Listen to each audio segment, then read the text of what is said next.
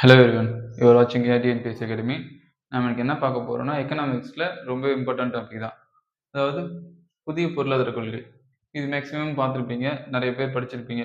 இது மேக்ஸிமம் இதில் கவர் ஆகுதுன்னா 11th எக்கனாமிக் புக்கில் கவர் ஆகுது. இந்தியாவின் மேம்பாட்டு சீர்திருத்தங்கள் அதில் வரக்கூடியது தான் புதிய பொருளாதார கொள்கை. இது ஆக்சுவலாக எந்த இயர் வந்துச்சுன்னு பார்த்தீங்கன்னா 1991 புதிய பொருளாதார கொள்கை. ஓகேங்களா? ஓகே. புதிய பொருளாதார கொள்கை எதுக்காக அக்செப்ட் பண்ணாங்க அப்படின்னு பார்த்தீங்கன்னா, ஃபர்ஸ்ட் ஆஃப் ஆல் 1991ல வெளிநாட்டு சேமிப்பு முதலீடு மொத்தமாவே நமக்கு அபாலிஷ் ஆயிடும். ஓகேங்களா? பெரிய லாஸ் ஆயிடும். ஸோ அப்ப என்ன ஆகும்னா, இந்தியாவோட பொருளாதாரமே ரொம்ப வீழ்ச்சி அடைஞ்சிடும். ஸோ அப்ப என்ன பண்றதுன்னு தெரியாம தான் என்ன பண்ணுவாங்கன்னா, ஓகே நம்ம பொருளாதார மார்க்கெட் உலக அளவுல ஓப்பன் அப் பண்ணணும் அப்படின்னு சொல்லிட்டு, லிபரல் பண்ணணும்னு சொல்லிட்டு தான் இந்த எல்பிஜி ஓகேங்களா? LPG liberalisation, privatisation, globalisation. இதுதான் ஆக்சுவலா 1991ல கொண்டு வந்த புதிய பொருளாதார கொள்கை. ஓகேங்களா? அதன் அடிப்படையில தான் நெறைய துறையில சீர்திருத்தம் நடக்கும்.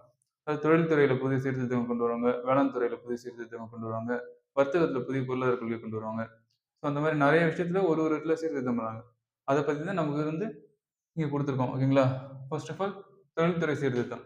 ஓகேங்களா? தொழில்துறை சீர்திருத்தம்னு பார்க்கும்போது, அதுல என்னென்ன கொண்டு வந்தாங்கன்னு பார்த்தீங்கன்னா, தொழில்துறையில உரிமம் எடுக்கிறதுல தனியார் துறைக்கு நெறைய ரெஸ்ட்ரிக்ஷன் இருந்துச்சு. அத ஃப்ரீ பண்ணாங்க. அதாவது ரயில்வே, அணுசக்தி இந்த மாரி துறைகள மட்டும் கவர்மெண்ட் வச்சுக்கிட்டு, மீதியெல்லாம் பிரைவேட் கிட்ட குடுத்துட்டாங்க.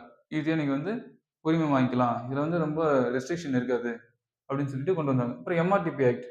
எம்ஆர்டிபி ஆக்ட் மேக்ஸிமம் நெறைய பேருக்கு தெரிஞ்சிருக்கும். பாதி பேருக்கு தெரிஞ்சிருக்காது. ஆக்சுவலா எம்ஆர்டிபி ஆக்ட் எப்ப கொண்டு வந்தாங்கன்னா, 1969. அது என்ன எம்ஆர்டிபி ஆக்ட் அப்படின்னு பார்த்தீங்கன்னா, monopolies and restrictive trade practices act. அதாவது ஒரு தொழில்ல ஒரு முற்றுரிமை இருக்கிறது. ஓகேங்களா? அந்த ஆக்ட் இருக்கக்கூடாது அப்படின்னு சொல்லிட்டு, அதுக்காக கொண்டு வந்தது 1969ல அந்த ஆக்ட். இந்த புதிய பொருளாதார கொள்கையினால என்ன பண்ணுவாங்கன்னா, இந்த ஆக்ட்ட ரிமூவ் பண்ருவாங்க. 1991ல இந்த ஆக்ட் அபாலிஷன் பண்ருவாங்க. ஸோ இதுக்கு அடுத்து என்ன கொண்டு வந்தாங்க அப்படின்னு பார்த்தீங்கன்னா, அதுக்கு பதிலா தான் போட்டிக்குழுன்னு சொல்லிட்டு ஏற்படுத்தப்பட்டுச்சு. இது எப்ப ஏற்படுத்தப்பட்டுச்சுன்னு பார்த்தீங்கன்னா, 2010ல. இது எதுக்காகன்னா, எம்ஆர்டிபி ஆக்ட்க்கு ஒரு ஆல்டர்னேட்டிவா கொண்டு வரப்பட்டது தான் இந்த போட்டிக்குழுங்கிறது. ஓகேங்களா? இது என்ன பண்ணும்னா, இந்த மாரி ஏதாவது ஒரே ஒரு அது மட்டும் அதிகாரம் பண்ணுது அப்படின்றத மானிட்டர் பண்றதுக்காக கொண்டு வரப்பட்டது தான் போட்டிக்குழு. ஓகேங்களா? அப்புறம் வெளிநாட்டு முதலீடுல சீர்திருத்தம் பண்ணாங்க. அது எஃப்டிஐ, எஃபிஐன்னு சொல்லுவாங்க. ஓகேங்களா? Foreign direct investment, foreign portfolio investment. ஓகேங்களா? ஸோ இது வெளிநாட்டு முதலீடு கொண்டு வந்தாங்க. அதாவது ஒரு கம்பெனில 51% வரைக்கும் அவங்க ஷேர் ஹோல்ட் பண்ணலாம். அதாவது ஃபாரின் டைரக்ட் இன்வெஸ்ட்மென்ட். வெளிநாட்டுலேருந்து நேரடி முதலீடு பண்ணி ஒரு கம்பெனில 51% வரைக்கும் ஷேர் வச்சுக்கலாம் அப்படின்னு சொன்னாங்க. அதுக்கப்புறம் அது 71% இன்க்ரீஸ் பண்ணாங்க. ஸோ அந்த மாதிரி கொஞ்சம் கொஞ்சமா இன்க்ரீஸ் பண்ணி எல்லாமே எப்படி பண்ணாங்கன்னா, இந்த புதிய பொருளாதார கொள்கை எல்பிஜியை பேஸ் பண்ணி மட்டும் தான் இந்த சீர்திருத்தம் நடந்துச்சு. இதுக்கு எல்லாமே காரணம் நம்ம எக்கனாமிக் க்ரோ பண்ணணும் அப்படின்னு சொல்லிட்டு. ஏன்னா ஃபுல்லாவே நம்ம எக்கனாமிக்ல ரொம்ப வீக்கா இருந்துட்டோம். அந்த 1991 பீரியட்ல. ஸோ வேற வழி இல்லாம அந்நிய நாட்டு முதலீட நம்ம ஏற்க வேண்டியதாயிடுச்சு. ஓகேங்களா? இது தொழில்துறையில ஏற்பட்ட சீர்திருத்தம். இது வெளிநாடு நேரடி முதலீடுக்காக பண்ணப்பட்டது. அதுக்கப்புறம் பார்த்தீங்கன்னா, வேளாண் துறையில ஏதாவது சீர்திருத்தம் பண்ணாங்கன்னு பார்த்தீங்கன்னா, ஆமா பண்ணாங்க. அதாவது பயிர் காப்பீடு. ஓகேங்களா? பயிர் காப்பீடுக்காக என்ன பண்ணாங்கன்னா, இந்த பிரதான் மந்திரி ஃபசல் பீமா யோஜனா. ஓகேங்களா? அப்படின்னு ஒரு பயிர் காப்பீட்டு திட்டத்த கொண்டு வந்தாங்க. அதாவது ஒரு தோட்டப்பயிருக்கு ஒரு 2%, பணப்பயிருக்கு ஒரு 5% அப்படின்னு சொல்லிட்டு நீங்க ஒரு இஎம்ஐ மாரி காசு கட்டணும்னா, நமக்கு சப்போஸ் ஏதாவது பயிர் டேமேஜ் ஆயிடுச்சுன்னா, அவங்க ரீஃபண்ட் பண்ற மாரி. அது இந்த பிரதான் மந்திரி ஃபசல் பீமா யோஜனா. எப்பன்னா 18 பிப்ரவரி 2016ல கொண்டு வரப்பட்டது. ஓகேங்களா? ஸோ இது வேளாண் துறையில ஏற்பட்ட சீர்திருத்தம். அதுக்கப்புறம் இன்னொன்னு பண்ணியிருப்பாங்க. அதாவது கோல்ட் ஸ்டோரேஜ். அதாவது குளிர்பதன சேமிப்பு கிடங்கு. அது எப்படி பார்த்தீங்கன்னா, அது இருக்காது நம்மகிட்ட ஸ்டார்ட்டிங்ல. அது எப்ப கொண்டு வரோம்னா 1955 அத்தியாவசிய பொருட்களுக்கான அடிப்படை சட்டம்ல 3வது பிரிவுல 1964ல இதுல 1964 பேஸ் பண்ணி இந்த கோல்ட் ஸ்டோரேஜ் வேர் ஹவுஸ் ஃபார்ம் பண்ணுவாங்க. நம்ம காய்கறி உற்பத்தியில வேர்ல்டு லெவல்ல 2வது லெவல்ல எக்ஸ்போர்ட் பண்ணிட்டு இருக்கோம். ஓகேங்களா? அப்புறம் பார்த்தீங்கன்னா, வர்த்தக கொள்கை. Trade practices. ஓகேங்களா? Trade policy. வர்த்தக கொள்கையில என்ன பண்ணியிருப்பாங்க அப்படின்னு பார்த்தீங்கன்னா, வர்த்தக கொள்கையில நிறைய சேஞ்சஸ் கொண்டு வந்திருப்பாங்க. இதுக்காக ஒரு கமிட்டி வேற ஃபார்ம் பண்ணிருப்பாங்க. யாருன்னா, ராஜா செல்லையா கமிட்டி. ராஜா செல்லையா குழு. ஓகேங்களா? இவர் என்ன சொல்லியிருப்பாரு அப்படின்னு பார்த்தீங்கன்னா, நிறைய வர்த்தகத்துல சேஞ்சஸ் கொண்டு வரதுக்காக இவரும் ட்ரை பண்ணியிருப்பாரு. இந்த வர்த்தக கொள்கை எப்போ கொண்டு வருவாங்கன்னா, 1992 ஏப்ரல் 1, ஓகேங்களா?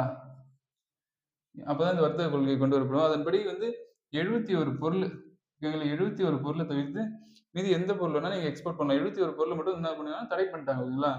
71 பொருள் மட்டும் தடை செய்யப்பட்ட பொருள், ஓகேங்களா? அத தவிர்த்து மீதி பொருள்லாம் வந்து தடை இல்லாம வந்து போச்சு. அந்த மாரி ஒரு ராஜசல்லைய குழு என்ன சொல்லுவாருன்னா, இந்த வர்த்தகத்துல வந்து இவங்க டாக்ஸ் போடுவாங்க. அது வந்து என்ன பண்ணுவாங்கன்னா, ஒரு ஆ 300% போடுறாங்கன்னா, அது வந்து பாதியா குறைக்க சொல்லி பரிந்துரைப்பாரு. இதன் அடிப்படையில தான் 1992ல என்ன பண்ணுவாங்கன்னா, 300ங்கிறது 150 வந்து ஃபைனான்சியல் இயர்ல அனௌன்ஸ் பண்ணுவாங்க. ஓகேங்களா? இது பாதியா குறைங்க செலவ. அப்பதான் வந்து எக்ஸ்போர்ட் வந்து இன்னும் நம்ம அதிகமா பண்ண முடியும் அப்படின்னு சொல்லிட்டு, ராஜேஷ் கூட தான் வந்து சொல்லியிருப்பாரு. ஓகேங்களா? இது வந்து வர்த்தக கொள்கை. ஓகேங்களா? அடுத்து இந்த மாரி நெறைய துறையில வந்து சீர்திருத்தம் பண்ணியிருப்பாங்க. அதே மாரி நிதித்துறையிலயும் ஒரு சீர்திருத்தம் பண்ணியிருப்பாங்க.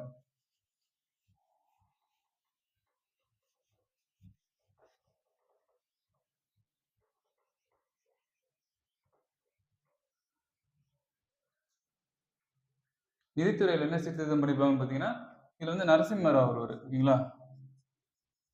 நரசிம்மன் குழு. ஓகேங்களா? நரசிம்ம ராவ் கிடையாது. நரசிம்மன் குழு. இவரு எப்பன்னா, இவரு 1991ல தான்.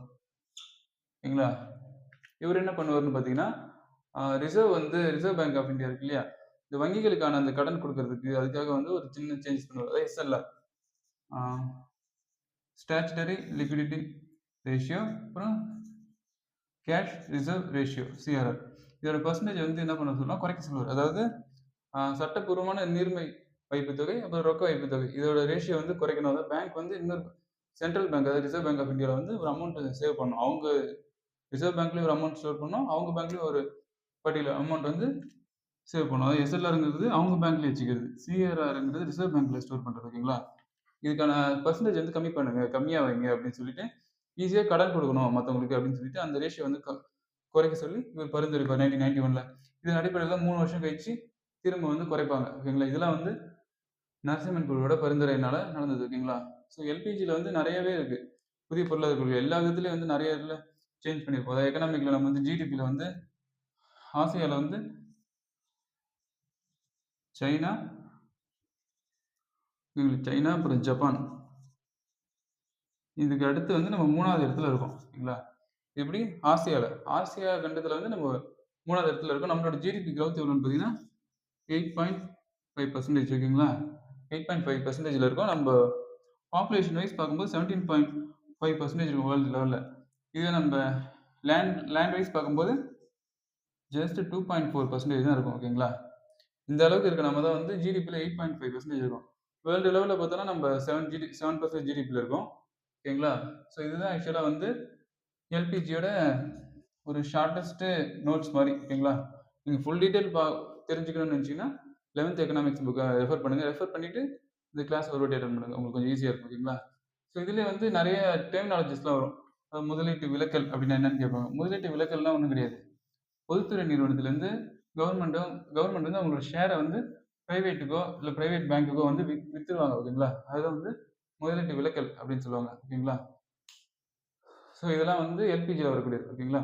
ஏதாவது டவுட் இருக்கு அப்படின்னா கமெண்ட் செக்ஷன்ல சொல்லுங்க. இல்ல உங்களுக்கு ஏதாவது கிளாரிஃபிகேஷன் வேணும்னா கமெண்ட் செக்ஷன்ல சொல்லுங்க. நெக்ஸ்ட் வீடியோல வந்து உங்களுக்கு டீடைல்டா கிளாரிஃபை பண்ண ட்ரை பண்றோம். ஓகேங்களா? Thank you.